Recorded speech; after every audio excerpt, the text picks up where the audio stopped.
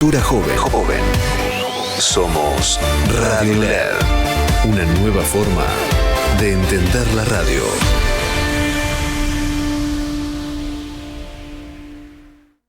Le Petit. Calidad internacional en medicamentos. Tradición en innovación farmacéutica. Expreso Oliva Hermanos. Su logística y servicio puerta a puerta están listos para atender todas sus necesidades. Expreso Oliva Hermanos. Más de 60 años transportando cargas. Córdoba Capital te emociona, te transporta, te moviliza, te hace vivir momentos que quedarán grabados para siempre. Córdoba Capital te divierte, te sorprende, te brinda, te invita a brindar, a celebrar, a sonreír, a disfrutar cada rincón y cada momento. Viví una estadía única en Córdoba Capital. Es única, te emociona. Capacitate de forma fácil y gratuita. Accede al Instituto Legislativo de Capacitación Permanente en legislatura.gov.ar. Legislatura porteña. Nos une la ciudad. En la ciudad, para evitar contagios en las aulas, vacuna a los chicos respetando el calendario de vacunación. Entrá a buenosaires.gov.ar/salud y conocé los vacunatorios o centros de salud más cercanos. Buenos Aires Ciudad. Aquí comienza No la vimos venir. Política, economía, actualidad nacional. No la vimos venir. Para que la realidad no nos encuentre desprevenidos. Con la conducción de Candelaria de la Sota y Alejandro Almendros. No la vimos venir.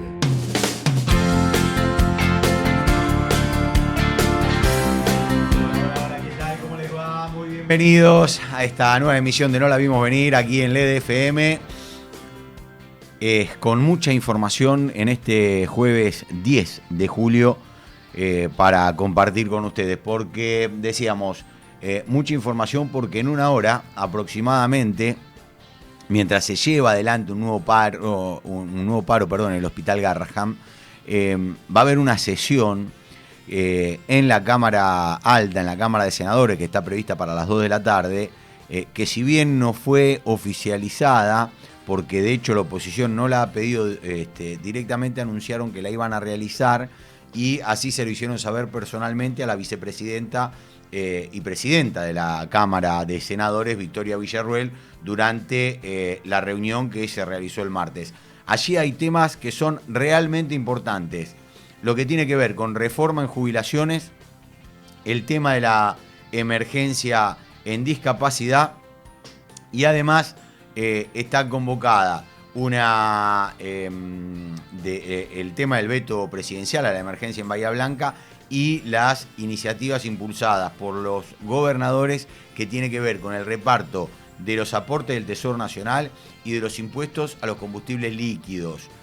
Los gobernadores ya dijeron que no van a apoyar los proyectos que tienen media sanción en Cámara Baja, como tiene que ver con reforma jubilatoria, el tema de la discapacidad y el tema del Garrahan, y sí lo harán con ATN ICL, que es el impuesto al combustible líquido, que ahí dicen que genera solamente lo que tiene que ver con el 0,11% del PBI, y que el costo de sancionar las otras medidas que ya vienen con aprobación de la Cámara de Diputados tendría un costo del 2,5% del Producto Bruto Interno, lo que generaría desestabilizar, según lo que entiende el Gobierno Nacional, el programa económico de déficit fiscal, y que esto generaría mucha tensión que se ha visto esta semana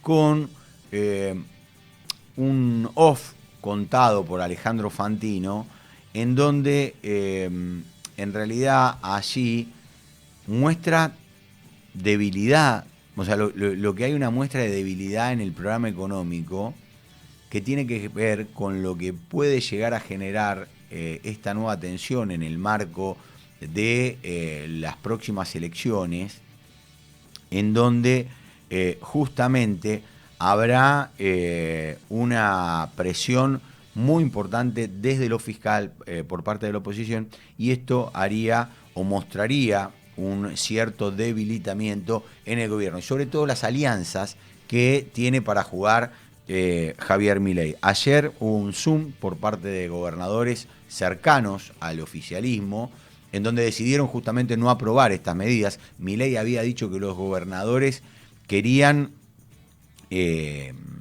defaultear el gobierno, ¿no? Una cosa así como diciendo, bueno, quieren generar una complicación en las arcas del Estado, van por todo, la casta no...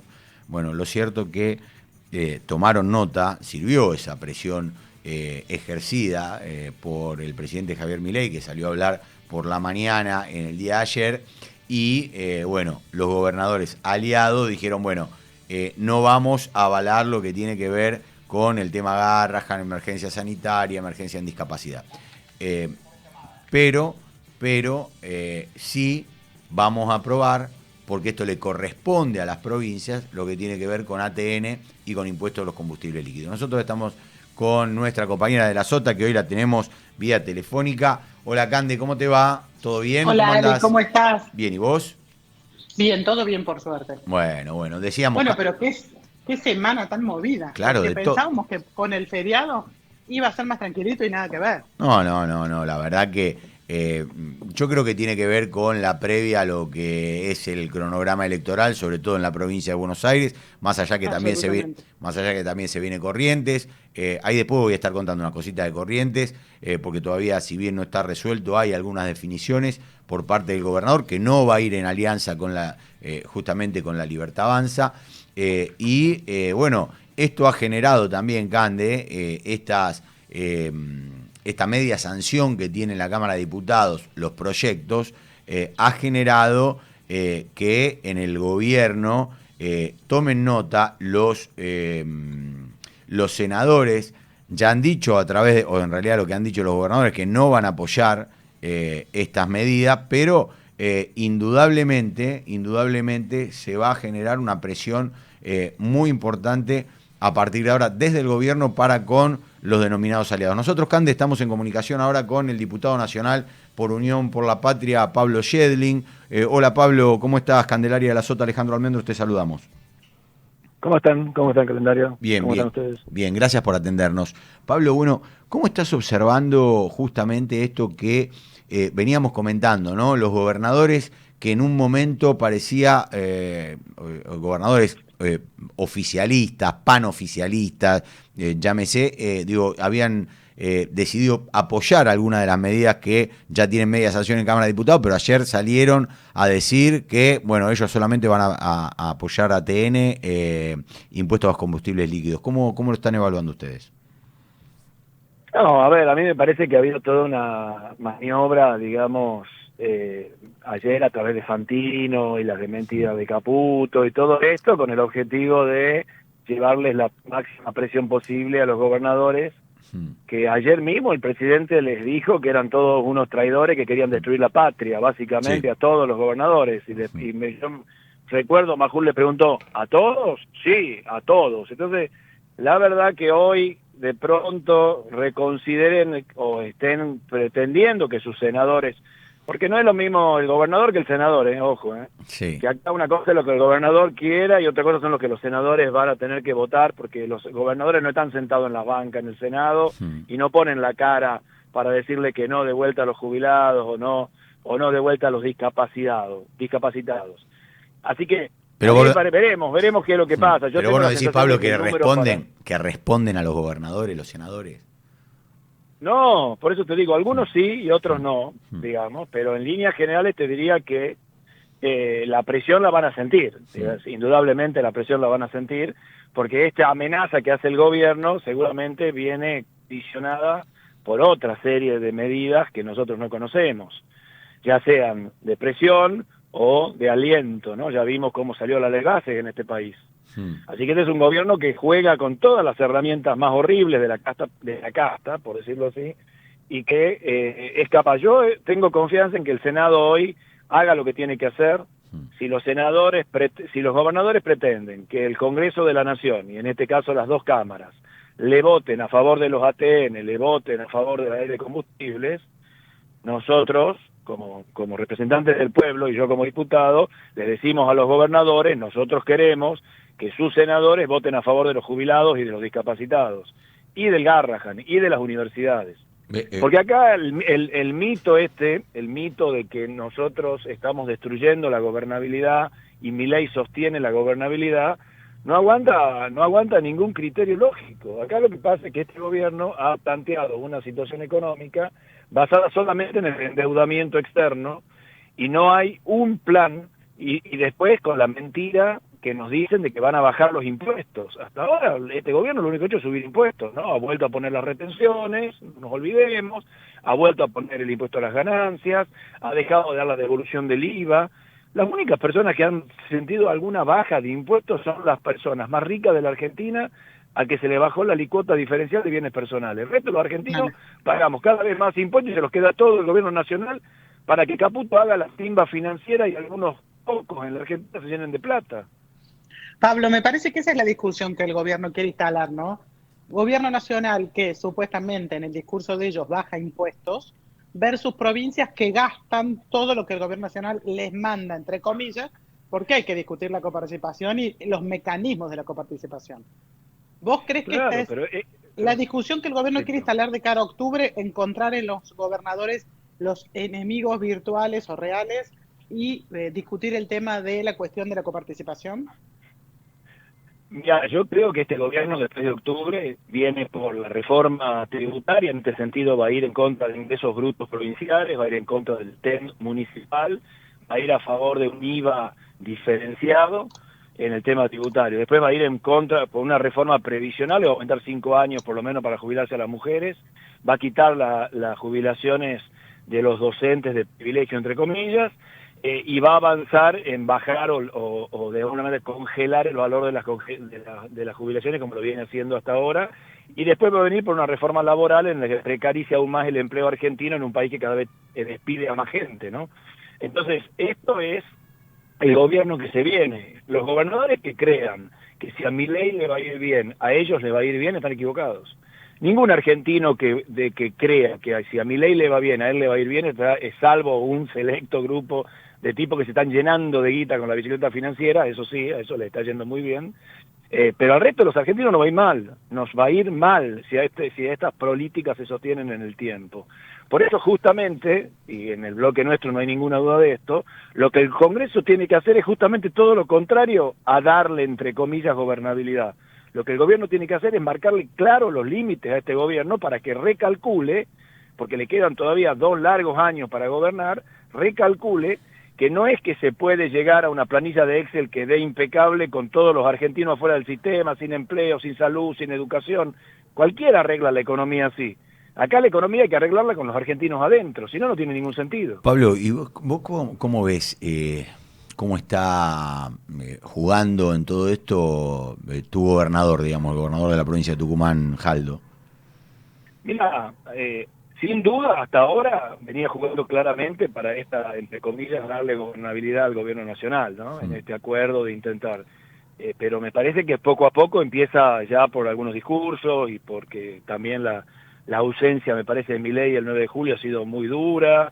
Me parece que el gobernador Jaldo empieza a recalcular que no ha tenido ningún beneficio con toda el apoyo que le dio al gobierno nacional, que para mí fue un apoyo que no era ni necesario ni útil, pero bueno, se lo dio, y hoy me parece que está recalculando, y me parece que muchos gobernadores peronistas, también lo leí ayer Llora hoy, sí, en algún medio, en CNX, estableciendo con claridad que no somos las provincias los culpables del desbarat justo económico que este gobierno nos lleva adelante, y un poco de la pesada herencia, sí. Esto es todo de ellos, sí, completito de ellos. Charllora dijo, mira, reafirmamos el compromiso con un federalismo real, sabemos que la Argentina necesita acuerdos y las provincias venimos pidiendo previsibilidad de la distribución de los recursos que nos corresponden.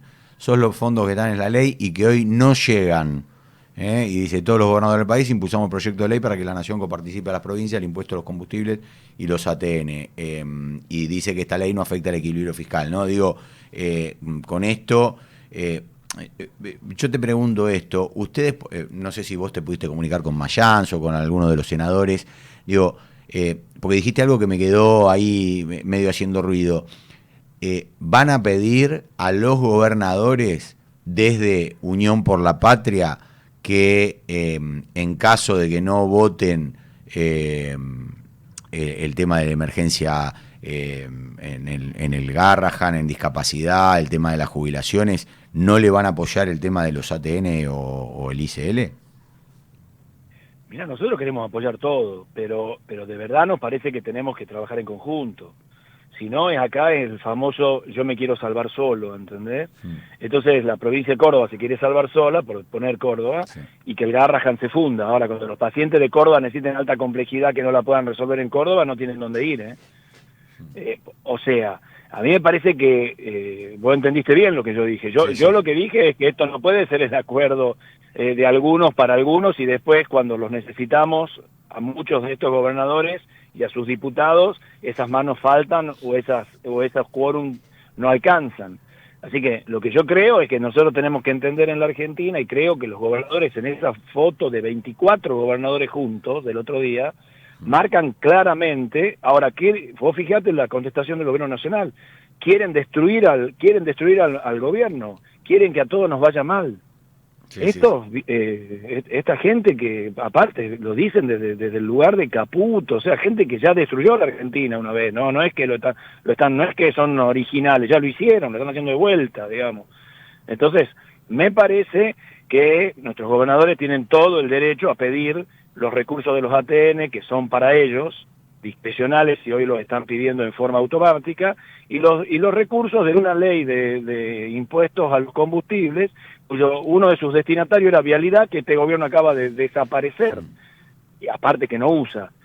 Entonces, a mí me parece que eso no nos puede, y ese apoyo lo van a tener con nosotros. Ahora, eso implica claramente que nosotros pretendemos el mismo apoyo para nuestros jubilados, para el Garrahan y para las universidades. Bien. Pablo, te agradecemos esta comunicación. Perdóname la última. Sí, claro, perdóname, El jefe de gabinete dijo hoy que en caso de que estas iniciativas que surgieron de la Cámara de Diputados respecto de discapacidad y el aumento de los jubilados prosperen y que después resistan un posible veto presidencial, el Ejecutivo planea ir a la justicia a reclamar esto. ¿Qué se te ocurre reclamar en la justicia? Que los jubilados tienen que morir. Y que no sé qué va a demandar en la justicia, que los jubilados tienen que morir de hambre, que los discapacitados no tienen que tener donde ser atendidos. ¿Cuál va a ser la demanda? ¿Van a declarar inconstitucional estas leyes? No sé cuál va a ser la demanda en la justicia. Que vayan donde quieran, no hay ningún problema. Es una cuestión administrativa de la ley financiera. No, acá hay un concepto que me parece que tiene que ver con esta idea de que no se puede hacer ninguna ley que no diga de dónde salen los recursos. Me parece que será ese el planteo.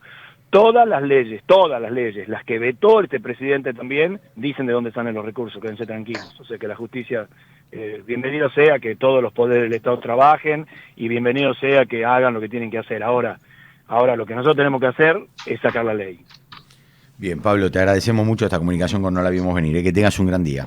Un fuerte abrazo a ustedes. Hasta luego. Pablo Yedrin, diputado nacional por Unión por la Patria. Cande, evidentemente el tema económico es el que, si bien este gobierno lo ha puesto con un presidente economista, lo ha puesto en el ranking prioritario, digamos, me parece que cada vez más, con el tema de la discusión que se va a dar en el Congreso y las leyes que puedan o no sancionarse, se va a generar la discusión, ¿no? Y por otro lado, con las secuelas que puede tener este tema, como por ejemplo se han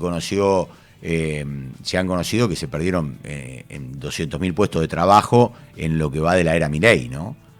Exactamente, Ale. Y eso tiene que ver con que el gobierno exhibe los números de la macro. De hecho, el ministro Toto Caputo ayer estuvo haciéndole la segunda al presidente y salió a pelearse con los gobernadores, un poco lo que veníamos charlando recién con el diputado. Y después de eso sacó a relucir los números de la macroeconomía. Dijo, no, porque bajamos la inflación del 25% mensual al 1,5%. No tenemos déficit, tenemos superávit, hicimos el acuerdo con el fondo, el dólar está tranquilo.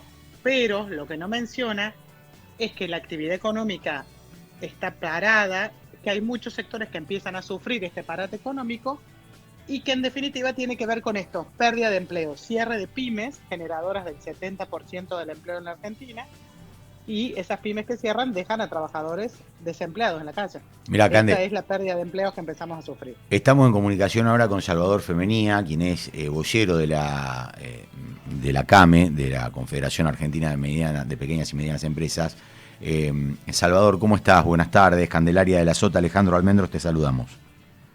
¿Qué tal? Buen día, ¿cómo Bien, están? Bien, gracias por atendernos. Buenas tardes, José. Bien, sí, depende, ¿viste? ¿Existirá esto todavía? Depende Buen mediodía. Depende si uno come o no come, ¿no? Es medio raro Claro. eso, ¿no? Bueno, buen mediodía entonces. Salvador, Bueno. ahí justamente veníamos hablando con Candelaria lo que tiene que ver con el tema de la pérdida de puestos de trabajo en blanco, ¿no? 200.000, se conoció el dato en lo que va desde que empezó Milei en el gobierno. ¿Cómo viene repercutiendo en lo que tiene que ver con justamente la Cámara que nuclea a las pymes, que son las generadoras de, yo creo que el dato es 70% del empleo genera? Sí. Sí, aproximadamente el 70% del empleo registrado. Y yo te diría, para ser exacto, el 100% del no registrado. Porque también la informalidad también está, lamentablemente, entre las pymes, ¿no? Claro. Las grandes empresas no pueden tener informalidad. Claro. Sí. Capaz que el pequeño empresario que tiene 3, 4 laburantes no lo puede sostener en blanco y es el que toma al empleado no registrado, ¿no? Y aclaremos Sí, eso una sí. cosa, el otro empleador en negro, o mejor dicho, cometiendo irregularidades, es el Estado, que hace contratos para monotributistas o responsables inscriptos, cuando en realidad tendría que tener relación de dependencia. Claro. Sí, y hace muchos años que ocurre esto. Hace muchos Sí, años sí. que ocurre, inclusive en la ANSES, en varias dependencias, ocurre eso, ¿no? El Estado tiene... Ay, perdón, que me está entrando una llamada. Ah. Hola, ¿me escuchan ustedes? Sí, te escuchamos, Salvador. Sí. Sí, bueno, no la tomo la llamada. Bueno, muchas gracias. Este, Si es el presidente, atendelo, no lo deje. No, estoy en pergamino con una gente y bueno. Bueno. No. Bueno, ocurre eso también, y yo creo que es una informalidad que abarca todo el espectro, tanto privado como público, y es un reconocimiento a que hay una dificultad para sostener el empleo en blanco, ¿no? Sí. Porque lo está reconociendo Claro. el Estado también. Sí, ¿y cómo está repercutiendo, Salvador? ¿Cuáles son los datos que manejan ustedes con respecto a lo que tiene que ver con no solo con la pérdida de trabajo, sino también con el cierre de pymes? Mirá, la pérdida de empleo se dio, digamos que la mayor parte se la lleva todo lo que está relacionado con la construcción, ¿no? Después del empleo... Esto es desde la caída de la obra pública, cayó muchísimo lo que tiene que ver. Claro. Vos tenés construcción y todos los rubros conexos, porque la construcción tiene un efecto multiplicador, ¿no? Claro, sí.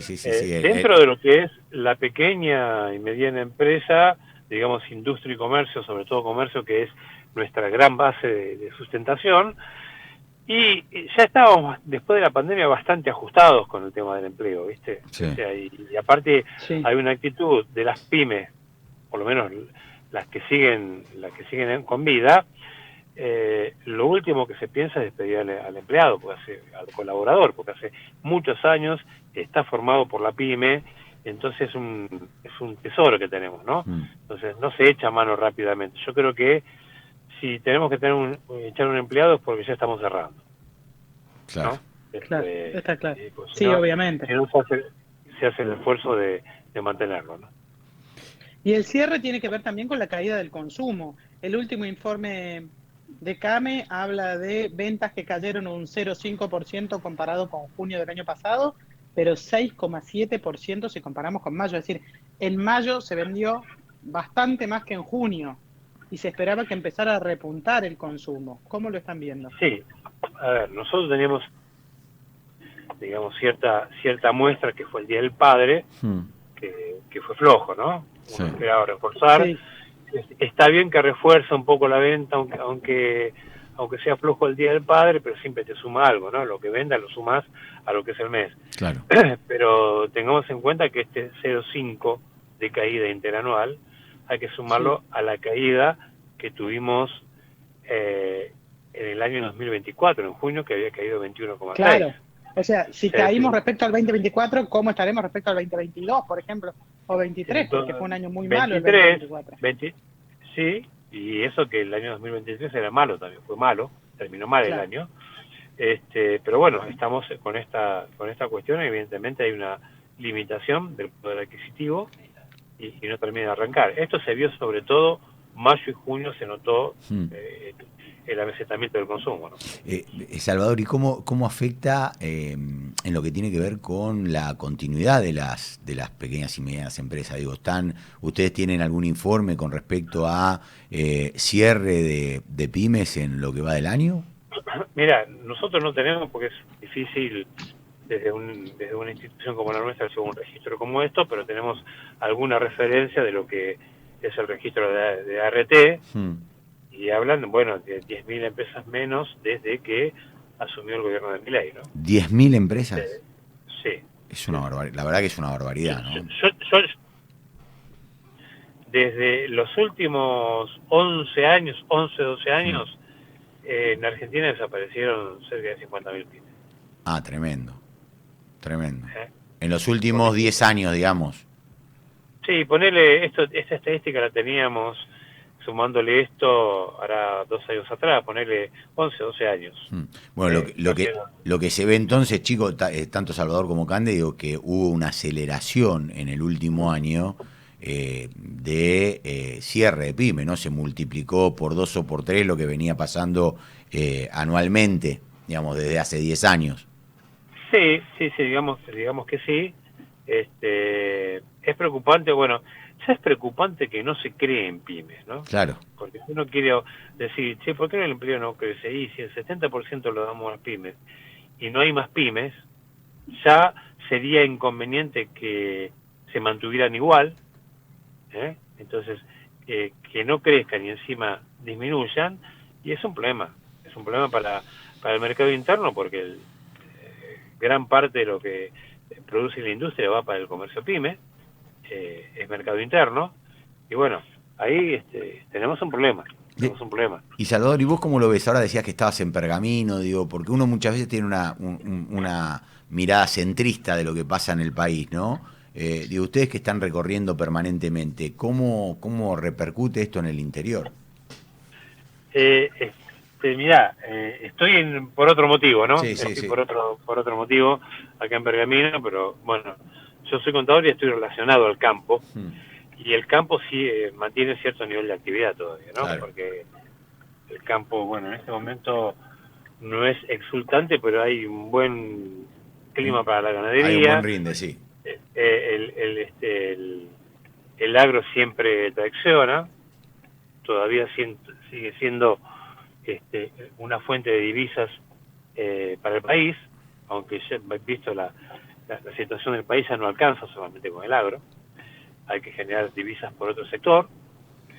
Seguramente por las proyecciones de en 3 o 4 años creo que gas y petróleo van a sumar muchas divisas, pero bueno, hay que transitar el momento, ¿no? No es fácil.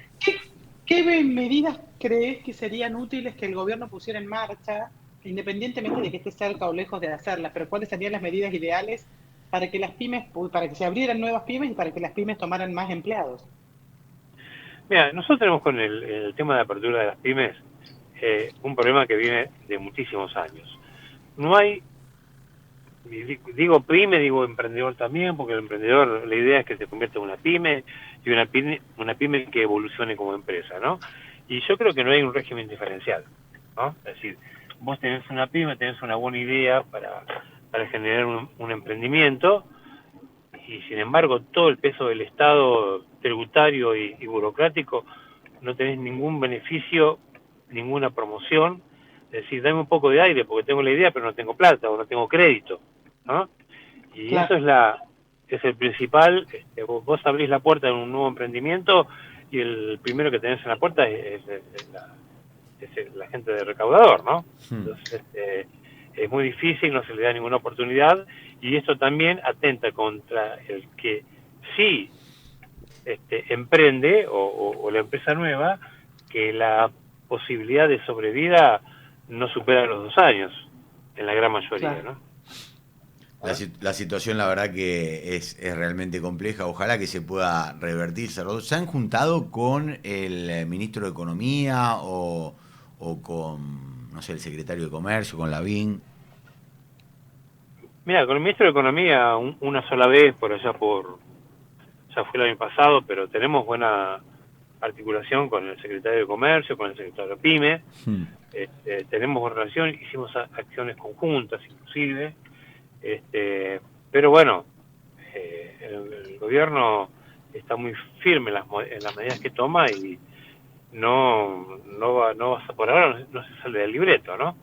Yo creo que las medidas que podemos ofrecer a los pymes estructuralmente van a llevar tiempo, que es la rebaja de impuestos y el costo país, ¿no? Que nos pega todo de lleno por los costos fijos.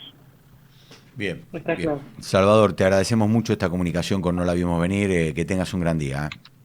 Igualmente para ustedes. Muchas Hasta gracias. luego. Bueno, 31 minutos pasaron de las 13. Era Salvador Femenía, vocero de la CAME. La situación es compleja. Cande, yo te quería compartir con vos el otro tema económico del día, que tiene que ver con la apelación que ha hecho la Argentina con respecto a la decisión de la jueza Loretta Presca de que YPF entregue el 51% de las acciones. Sí. Lo que yo estaba leyendo y lo que comentaba Sebastián Maril, que es el CEO de la TAM, que es especialista en todo lo que tiene que ver con juicios que tenga la Argentina fuera del país, que dice que esta mañana, bueno, se apelaron los 2 fallos, tanto Sí. Petersen como Eaton y Bainbridge, de la jueza Presca, y que ahora se espera la decisión de la magistrada neoyorquina sobre el pedido de suspensión sobre los fallos, que seguramente vengan acompañados de condiciones como depositar una garantía, que Argentina probablemente no va a ofrecer ningún activo en garantía y que va a acudir a la Corte de Apelaciones para solicitar a un panel de jueces que otorgue ese stay, y que todavía los pasos de los beneficiarios en ambos fallos es incierta, y que todavía, dice Sebastián Maril, que no nos olvidemos de lo que tiene que ver con los Me Too, liderados por Atestor Master, ¿no? Que es otro de los fondos. Bueno, ahí lo que se dice, Sí. Ale, respecto de lo que está haciendo el Ministerio de Economía es que, en paralelo a la tarea que hacen los abogados, y que es lógica y cumple con los procesos formales, primero pidieron la suspensión del juicio y después ahora directamente no esperaron una respuesta y fueron directo a apelar el fallo de la jueza Loretta Presca del Distrito Sur de New York.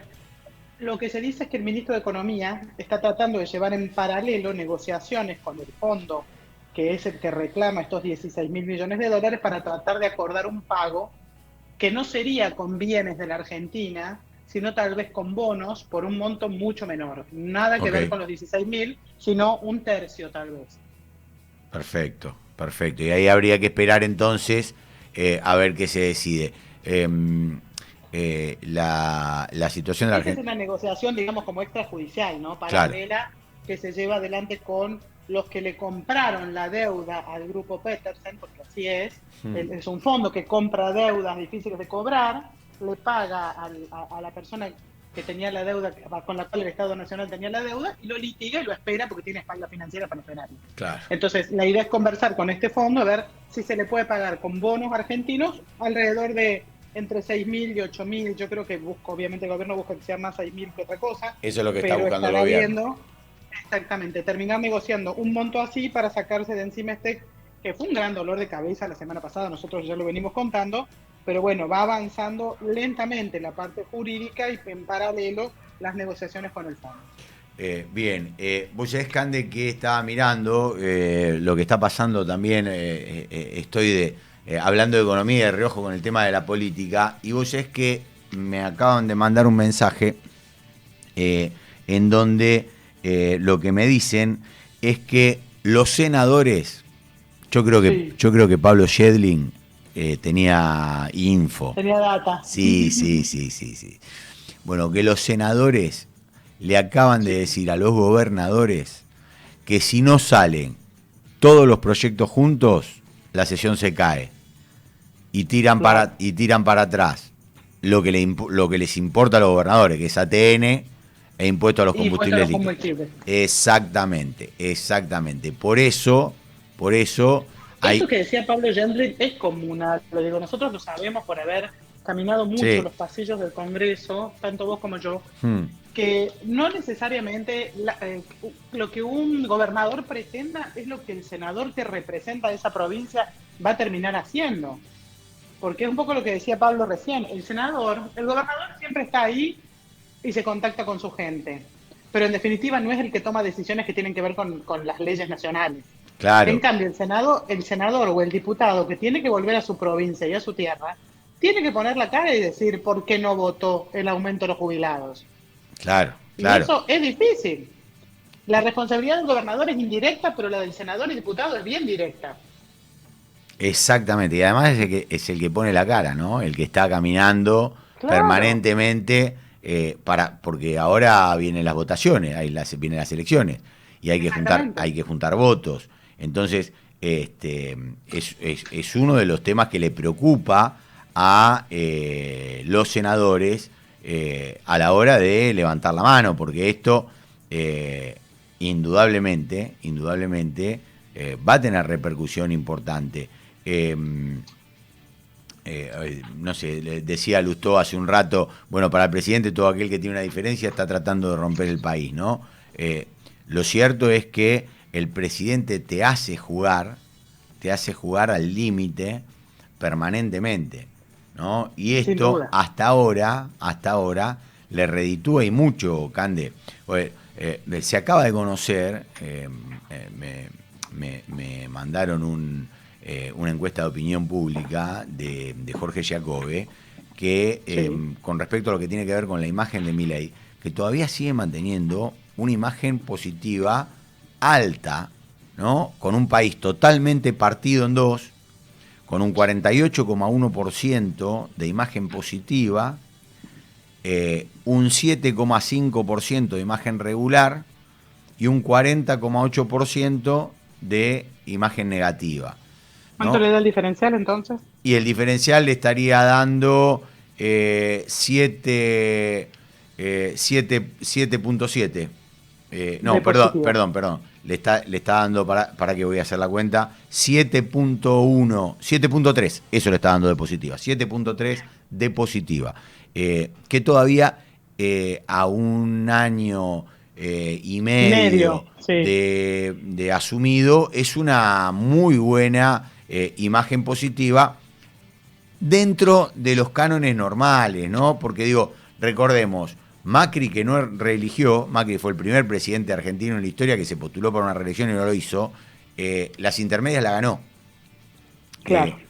Y se dice, por los números, hoy también se conocían números esta mañana, de lo que puede pasar en el total de la provincia, en donde decía que la Libertad Avanza tenía casi el 52,7% de los votos. En donde va a ser... y hay un dato, Cande, que vos sabés que yo no quiero dejar de soslayarlo, porque me parece un dato importante y que no se le ha dado tanta trascendencia como que la que tiene, que por primera vez en la historia, la primera sección electoral de la provincia de Buenos Aires... Tiene más habitantes que la tercera. Exactamente. Pero es mínima la diferencia, ¿no? Pero llama la atención que el corredor norte... tiene más que la tercera sección. Sí, y tiene que ver esto, Cande, con que se ha, en los últimos años, todo este corredor norte, se han instalado countries, barrios cerrados, barrios no cerrados, construcciones, y todo esto ha empezado a generar, era todo un corredor que hace 20, 30 años atrás no estaba explotado, y ahora sí... se ha visto demográficamente, ha crecido y ahora equipara en cantidad de electores a la tercera sección electoral, que es ahí en la zona de La Matanza, en donde siempre el peronismo hizo una diferencia. Y esto me parece que es un dato importante a la hora de tener en cuenta de cómo va a suceder o qué es lo que puede llegar a pasar en las elecciones, justamente porque... se habla de una diferencia muy grande de La Libertad Avanza con respecto al peronismo en la primera sección electoral. Y esto compensaría la diferencia que hay en la tercera. Exactamente. Esto a nivel provincial. La diferencia que el peronismo espera poder sacar en la tercera. Claro, que esto en realidad lo vas a tener que medir en términos electorales en octubre, porque ahora se va a elegir por sección electoral y lo que vas a tener son diputados provinciales y consejos deliberantes. Pero es un dato que me llamó la atención. Cande, hablábamos de economía, estamos en comunicación ahora con Leo Anzalone. Hola Leo, ¿cómo te va? Buenas tardes. Candelaria de la Sota, Alejandro Almendros, te saludamos. Cande, dale, buenas tardes, gracias por el llamado. No, gracias a vos por atendernos, Leo. Bueno, ¿cómo estás viendo la situación? Bueno, qué pregunta general. A ver. General. Sí, a ver, por un lado hay cosas que parecerían bastante innegables que tienen que ver con el proceso de estabilización que viene haciendo la macroeconomía, ¿sí? Los grandes agregados económicos, quiero decir, la baja de la inflación, el sendero fiscal del gobierno, el superávit fiscal del gobierno, más allá de la volatilidad típica de estos esquemas, lo que viene ocurriendo con el tipo de cambio. Bueno, en ese sentido se ve una consistencia súper importante y que, como siempre decimos, no puede haber una buena micro si no hay una macroeconomía estabilizada. Entonces, eso en primer lugar. Y después algo que viene como a una velocidad un poco menor, tiene que ver, como te decía recién, con la micro, ¿no? Digo, hay sectores cuyos salarios todavía no llegan a empatarle a la inflación, aunque nobleza obliga, ¿no? Con una inflación claramente a la baja es mucho más fácil que estos sectores se recuperen. Pero digo, en síntesis, como que la macro parece estar bastante robusta o empezar a ponerse bastante robusta, y bueno, y a la micro que, si bien se están llevando adelante algunas cositas, todavía le falta un poquito. Hablábamos con la gente de CAME, que hablábamos a raíz de la pérdida de empleos, de estos 200.000 empleos que se han perdido en la era Milei, por llamarlo de alguna manera. Y el consumo por ahora viene recuperando, pero de una manera dispara y bastante errática. ¿Cómo ves vos el panorama de la actividad y el consumo? Bueno, a ver, el consumo, más allá del último dato de CAME, el resto de los datos que tenemos, y siempre cuando nosotros hablamos de consumo, tratamos de ir a los mejores datos que tenemos los economistas, que son los datos que da el INDEC, ¿sí? Digo, por la cantidad de gente que tiene encuestando, por la forma en la que lo hace y demás. Y vos ahí, con los últimos datos, ves que el consumo efectivamente está marchando, ¿sí? ¿Podría hacerlo más rápido, mejor y más contundente? Sí, pero, por ejemplo, algo que siempre preocupa mucho, que es lo que se conoce como consumo masivo. Las compras en supermercados vienen creciendo en 3 de los últimos 4 meses. Ya cuando nos vamos a bienes durables, electrodomésticos, por ejemplo, también vienen a un nivel muy, muy alto, ni hablar si vamos a cosas como escrituras, autos, motos. Entonces lo que digo es, si bien como decía Cande, ¿no? Hay cierta heterogeneidad, depende del sector y depende qué mires del consumo, la realidad es que cuando lo ves de manera agregada, ves el consumo entero, vos ahí ves una recuperación muy fuerte. El último dato del Producto Interno Bruto da que el consumo está creciendo al 11%, ¿no? Entonces, bueno, ahí hay disparidades, hay heterogeneidades, pero el consumo en este primer semestre, digamos, viene recuperando aquello que en el 2024 fue un año complejo. Este año viene recuperándose y de acá en adelante va a depender del tema salarial. Boom de consumo que tiene que ver con venta de inmuebles, autos 0 kilómetros y viajes al exterior. ¿Es un consumo retrasado que muchas personas no habían hecho por la incertidumbre el año pasado? Está bueno el planteo, Cande. Mira, puede ser eso una parte. Ahora, lo más evidente, lo más claro es que esos rubros del consumo, por decir de alguna manera, lo que lo impulsa sin duda es el crédito, ¿sí? El crédito el 2025 creció mucho, entonces son consumos que tienen que ver con eso, con los créditos hipotecarios, los créditos prendarios para sacar el auto, cuotas sin intereses, ¿no? Digo, cuando vemos, no sé, la compra de electrodomésticos, por ejemplo, bueno, lo que estamos viendo ahí son la utilización de tarjetas de crédito, por ejemplo, y cuotas sin interés. También, por supuesto, que en momentos de dudas y demás, como fue el año pasado, esos consumos se postergan, pero hoy lo que parecería es que el mercado da las oportunidades para poderlos llevar adelante, ¿no? Digo, las automotrices muy fuertes y muy presentes en el mercado dando promociones y demás, bueno, tiene que ver con el crédito que está en niveles altísimos respecto a lo que históricamente es en Argentina. Está claro. Leo, pero paralelamente, ¿pensás que ayudó, perdónale, el tema del blanqueo también? Sin duda, el blanqueo ayudó mucho a que se pueda, fue como, un poco de leña, o si se quiere, nafta, para que los bancos puedan prestar plata, por supuesto que sí. Y bueno, y esta como segunda parte, que fue lo de los dólares en el colchón, que no se, se suele escuchar que no funcionó tanto. Ahora, cuando vamos a los datos, vemos que los depósitos en dólares también aumentaron. Y eso es importante porque lo que vos haces es agregarle un poquito de pimienta, un poquito de sal a la economía, que se mueva un poco, sin generar presiones inflacionarias. Entonces, sin duda el blanqueo ayudó, sin duda que la gente utilice sus dólares para comprar va a ayudar mucho más. Algo que por ahí faltaría un poquito es que las empresas se animen a aceptar pagos en dólares. Eso sería como una nueva etapa para seguir impulsando el consumo. Bueno, hay que ver cómo se desarrolla en estos tiempos electorales.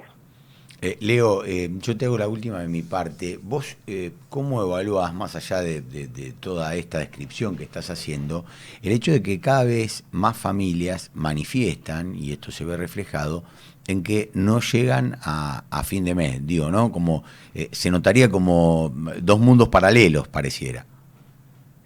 Sí, mira, ahí me voy a poner como en esto que a veces nos toca a los economistas de ponernos en tipos fríos y calculadores. Sí. Pero bueno, nada, qué sé yo, hay que ver los datos. Mira, la realidad es que esto de no llegar a fin de mes, uno, ¿qué es lo que observa? Por un lado está bajando la pobreza, entonces es como raro que baje la pobreza y que no se llegue a fin de mes. Sí, bueno, pero perdón que te interrumpa, te hago un paréntesis. Recordemos que ya se hablaba en el... Digo, esto no lo adjudicamos al gobierno de Milei, sino ya se hablaba en el gobierno de Alberto Fernández que los mismos trabajadores asalariados ya no llegaban a fin de mes. Digo, están trabajadores registrados, ¿no?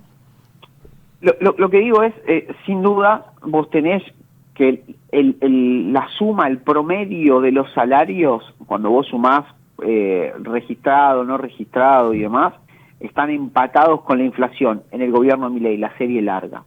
Ahí lo que vos tenés es mucha heterogeneidad, ¿sí? Volviendo al tema anterior, ¿quiénes son los que más consumen, por ejemplo, los bienes durables, los que pueden sacar créditos? Y bueno, los que tienen laburo en el sector registrado privado, ¿sí? El que labura en una empresa, digamos. Bueno, probablemente esa laburante esté mejor que el que está en otro sector. Por eso tratamos de no hablar de las particularidades. A ver, los precios siguen altos, pero en términos relativos, por ejemplo, comparando una cosa con otra, hoy se compran más bienes que antes por el descenso de la inflación. ¿Eso quiere decir que está todo solucionado? No, ni de casualidad, falta mucho todavía, pero parecería ser que si no hay ningún shock externo, ningún ruido que venga de afuera y se puede mantener, digamos, lo que es el tipo de cambio dentro de un sendero normal, el esquema parecería que tiene para todavía jugar y defenderse en estos términos. Bien, Leo, te agradecemos mucho esta comunicación con No la vimos venir, ¿eh? Un abrazo grande. Que estés bien, León Salón, economista. Bueno, Cande, te despedimos porque sé que estás ahí a las corridas, por eso no pudiste estar en el día de hoy, así que bueno, muchísimas gracias y nos vemos la semana próxima. La semana que viene nos estamos viendo con total normalidad, como siempre, el jueves a las 13 estaré allí en el estudio del EDF. Nuestra normalidad que es anormal, Cande, ya lo sabemos. Absolutamente. Te mando un beso grande, Cande. Bueno, muchísimas gracias. 50 minutos. Buena semana para todos. Dale, buena semana para vos también. En 50 minutos pasaron de la 1 de la tarde. Ha salido a hablar la ministra de Seguridad de la Nación acusando, me parece que este es el nuevo término que están utilizando para lo que puede llegar a suceder ahora en unos minutos, en donde decía Patricia Bullrich: hoy el kirchnerismo plantea un golpe institucional en el Senado, plantándole a la vicepresidenta una reunión autoconvocada para arrebatarle el poder a la presidencia provisional del Senado y agujerear los éxitos económicos del gobierno que tanto nos han costado a los argentinos. Dice, no se puede permitir, están planteando un golpe institucional y llevarse puesto al Senado, las instituciones, las normas y la República se respetan, dice Patricia Bullrich, y esto se remite a lo que nosotros les contábamos, que tiene que ver justamente con el hecho de que no hubo reunión de labor parlamentaria y se le informó a la vicepresidenta, que es la presidenta provisional del Senado, decíamos, a Victoria Villarruel, que se iba a dar esta sesión en donde de uno y de otro lado están presionando para que se lleve adelante. Recordemos, los gobernadores a los que ayer Milei acusó de querer desestabilizar el país, los gobernadores aliados y los no aliados, interesa que salga el tema ATN e ICL, impuesto a los combustibles líquidos. Y ya avisaron los aliados que no van a apoyar el tema de jubilaciones, el tema de Garrahan, la emergencia en discapacidad. Desde el otro lado, el peronismo que dice, bueno, si no sale todo junto, no sale nada. Y está ahí la declaración de Patricia Bullrich. Nosotros estamos ahora en comunicación con el diputado Óscar Agos Carreño. Hola, Óscar, ¿cómo estás? Buenas tardes. Alejandro Almendros te saluda. Gracias por atendernos. Hola Alejandro, muy buenas tardes para vos. Bien, gracias por atendernos. Óscar, se ha conocido en el día de ayer que, yendo a lo que tiene que ver con el caso Libra, después te voy a consultar un poquito con lo que va a pasar en el Senado ahora, porque ya tiene media sanción 3 de las iniciativas de la Cámara de Diputados. Se ha conocido en el día de ayer que Hayden Davis, el ideólogo del caso Libra, de la estafa Libra, ha enviado 40 minutos después, corregime por favor si me equivoco, 40 minutos después de salir de la reunión con el presidente Milei en febrero, ha transferido casi $2 millones a cuentas que no se saben, a cuentas cripto que no se sabe de dónde son. Y días después se conoce lo de las valijas que llegaron en el día de ayer, que la casualidad era que 7 traía el piloto del avión, ¿no? Ha declarado que 7 de las 10 eran de él. Bueno, ¿cómo vos evaluás esto y cuál es no solo el análisis, sino lo que se puede llegar a hacer para tratar de investigar este tema? Bueno, lo que yo hice para ordenar esto, porque esta es una causa hiper complicada, entonces se va perdiendo la gente por lo complicada que es, y es gravísimo, pero en la complejidad de entenderlo y explicarlo y las pruebas que van surgiendo, se va perdiendo mucho. Pero acá lo cierto es que se ha podido comprobar que en la totalidad de las reuniones que fue teniendo el entorno de Milei o el propio presidente, o incluso el lanzamiento de la criptomoneda, está entrelazado con transferencias que hace Hayden Davis a cuentas de terceros que todavía no están identificadas. Entonces, lo extraño es cómo se juntan fechas. Por ejemplo, a la media hora que se van de la Casa Rosada hay una transferencia. De $1,5 millones, claro, ¿no? O de $500.000 fue esa. No, en realidad, digamos, durante enero, sí, los movimientos que hay son que a principios de enero, Hayden Davis, en las billeteras vinculadas con él, recibe $21 millones. Es decir, se inyectan fondos en una serie de billeteras que después son utilizadas en el entorno de Libra. Y lo que sucede es que hubieron 2 transferencias que totalizaron $2,5 millones a terceros no identificados, recordando que el 30 de enero fue cuando se reunió y se hizo conocida la foto de Milei con Davis. Es decir, entre el 30 de enero y el 4 de febrero se hacen varias operaciones por $2,5 millones, y lo llamativo es que el 4 de febrero, es decir, al día siguiente de la última transferencia, Novelli abre una caja de seguridad en un banco. Que es la foto que se conoce.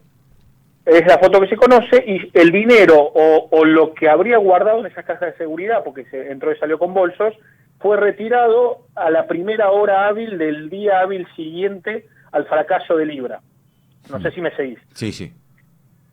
O sea, lo que vemos es que si concatenamos todo eso, se van acercando peligrosamente las fechas y requiere mucha investigación, y si a eso sumamos el otro escándalo que hay ahora en danza, que vos lo nombraste recién, que es los aviones que entraron sin un debido control aduanero, el avión privado sucede que este avión entró a la noche del 25 de febrero o a la madrugada del 26, es decir, 10 días después de la noche fatídica de Libra.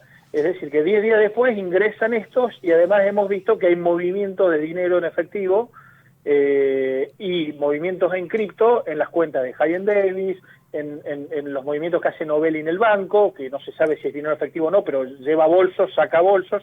Entonces, la preocupación nuestra es ir concatenando y sobre todo ir identificando los titulares de las billeteras virtuales, lo que había realmente en las cajas y lo que había en las valijas, si es posible que la justicia encuentre ese dato. Sí, porque expliquémosle a la gente que lo que tiene el blockchain, ¿no? Las cadenas, en lo que tiene que ver con cripto, es que puede establecer la trazabilidad de absolutamente todo,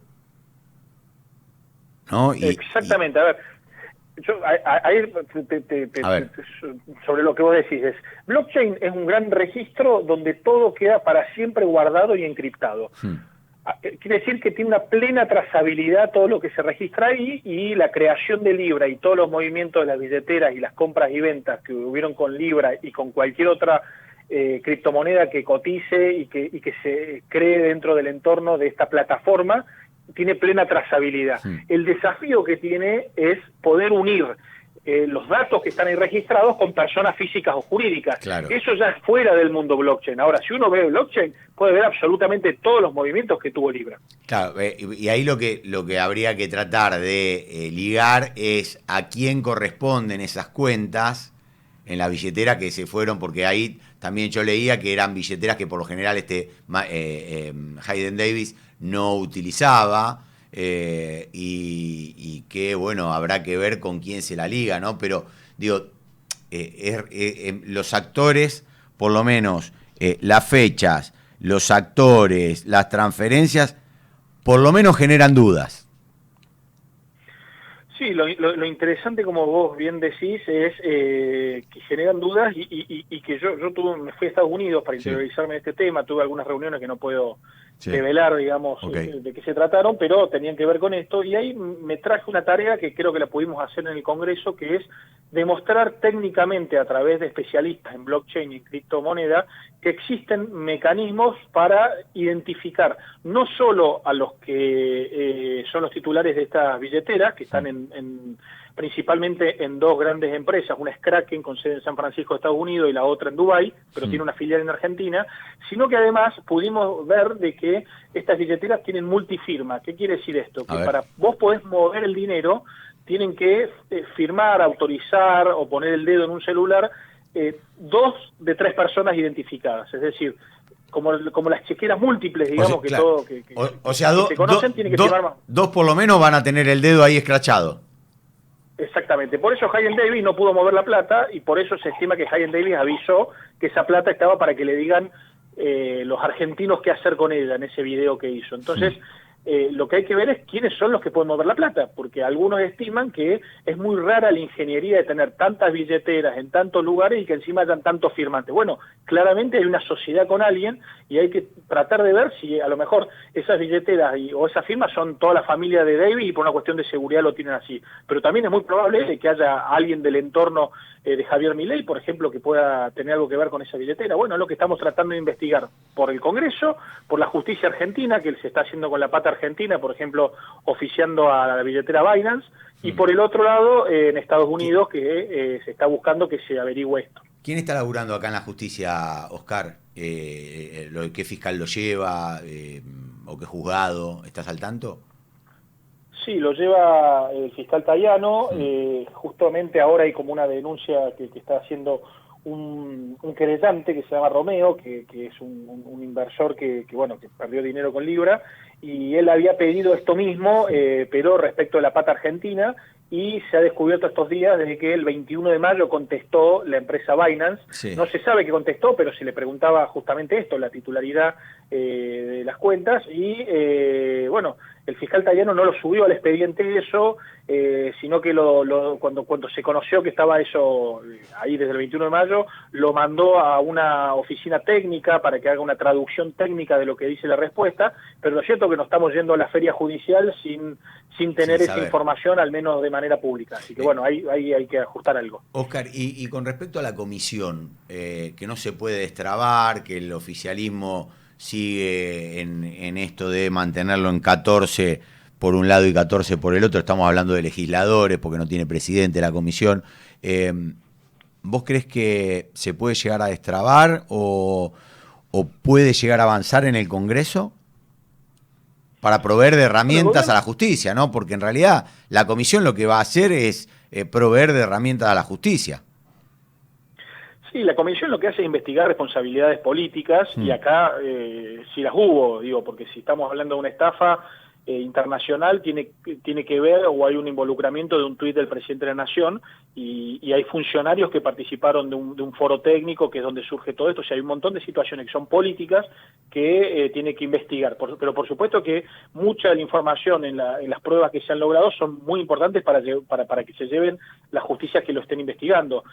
Por lo tanto, es muy importante que no esté bloqueada esta comisión. Lo cierto es que el gobierno, preocupado por este tema, ha hecho lo imposible, cosas que no ha hecho ni el kirchnerismo, ni Juntos por el Cambio, ningún gobierno del 83 a la fecha ha prohibido que se hagan votaciones en el Pleno para resolver cosas, y por el único tema donde hay prohibiciones en las últimas 2 sesiones para que se vote, con un montón de artilugios legales y reglamentarios, es este tema Libra. Es decir, claramente el tema Libra es algo que no quieren que se investigue y esa desesperación también nos preocupa, pero nosotros vamos a seguir dando pelea. Justamente ahora estamos trabajando los diputados que queremos investigar para ver qué acciones hacemos la semana que viene, sobre todo porque el gobierno interpreta de que está corriendo un plazo, pese al bloqueo, que está corriendo un plazo para eliminar. Vos fíjate que dieron de baja las investigaciones administrativas, fingen demencia con los avances de la justicia y este tema en el Congreso, lo esconden lo más que se pueda. Seguiremos trabajando porque creemos que hay una responsabilidad política que el Congreso debe investigar y además es lo que se votó, una decisión que ha tomado el Congreso, que es un órgano colegiado. Oscar, te agradecemos mucho esta comunicación con No la vimos venir, que tengas un buen día. Igualmente, te mando un fuerte abrazo. Muchísimas gracias. Era el diputado Oscar Agos Carreño, diputado nacional del PRO de la provincia de Córdoba. El tema Libra es un tema que compromete y mucho al gobierno nacional y ahí habrá que investigar qué pasa. Lo interesante siempre es tratar de conocer la verdad, ¿no? Para que todos nos quedemos tranquilos, de uno u otro lado, que sea lo que tiene que ser, pero que se conozca la verdad. Los controladores, como último, ya nos estamos yendo, última noticia, controladores aéreos habían anunciado paro para el 19 de julio, plena vacaciones de invierno. Acaba de dictar la conciliación obligatoria el Ministerio de Capital Humano, así que por lo tanto se va a suspender. Es una de las informaciones y lo otro que tiene que ver con esto que decíamos, ¿no? A las 2 de la tarde tendría que empezar la sesión en la Cámara Alta. Me parece que va a estar complejo. Hay manifestación en la puerta del Congreso con el tema de la emergencia en discapacidad. También están protestando los trabajadores del Garraham. Mientras tanto, nosotros le deseamos lo mejor. Que tengan un excelente día. 4 minutos pasaron de las 2 de la tarde. Le agradecemos muchísimo a Manu Ceronero en la operación técnica, en los controles, muchísimas en la producción también, al igual que en la producción periodística Ariel Martínez, muchísimas gracias. Agustín, como siempre, todo lo que tiene que ver con redes, a mi compañera y amiga Candelaria de la Sota, mi nombre, Alejandro Almendros, perdón por la realidad. Chao.